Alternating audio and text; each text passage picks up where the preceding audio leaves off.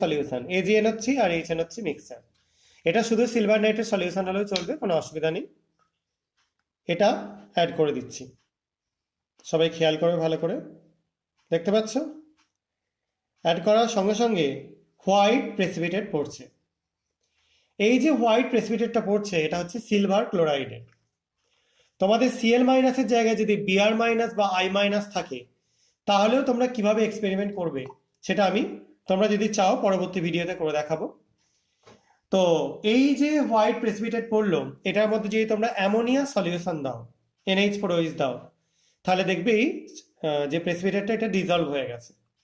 ঠিক আছে, এই টেস্টটা তোমরা করে দেখতে পারো। যাই হোক, এটা থেকে আমরা ক্লোরাইড কনফার্ম হলাম, ডিজলভ করে গেলে ক্লোরাইড হবে অবশ্যই। এর পরেরটার জন্য আমরা ইউজ করছি সোডিয়াম নাইট্রোক্লোরাইড সলিউশন। এটা ইউজ করব সালফাইডের জন্য।